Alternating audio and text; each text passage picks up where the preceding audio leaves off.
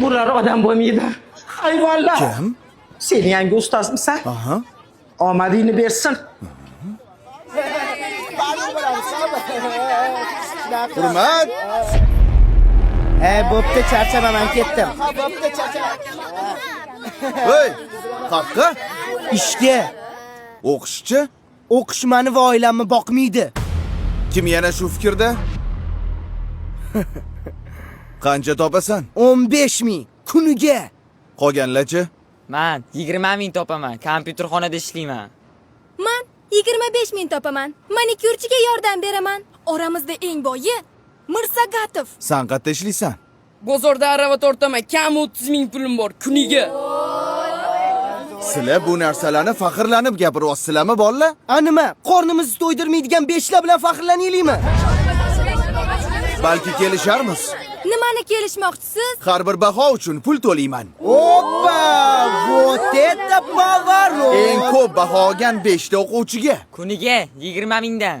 Yo'q, 25 mingdan. Roziman. Oy, qaqqa? Ishdan bo'shashimni aytib keling. Narziqulov doimgidek ikki. Balki oldin tekshirib ko'rarsiz. Voy. Bo'lar ekan o'qisa.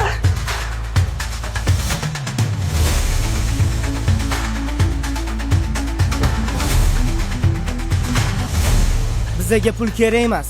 Biz o'qishni tanlaymiz.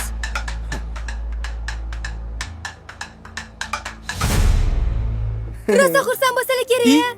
Sovg'a o'zi kimda? Manda. Bo'lla. Ustoz yo'q ekanlar. Assalomu alaykum ustoz. Doston Rustamovich ko'rmadingizmi? Dars tugadi, ketdi. Nega ketadilar? Bugun o'qituvchilar kuni-ku.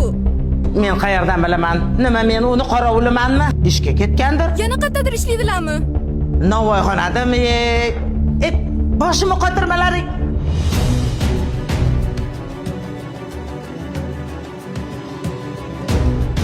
Ustoz, Iya? Kelinglar bolalar, non beraymi?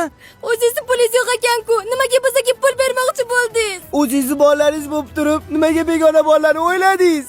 Shunaqa qiyin ekan. Nima qilasiz bu kasbni tanlab? Ustozlik kasb emas, bolalarim. Ustozlik bu hayot yo'li. Siz endi ishga chiqolmaysiz. Sizni boshqa joyda kutishyapti. Qayerda? Umrada.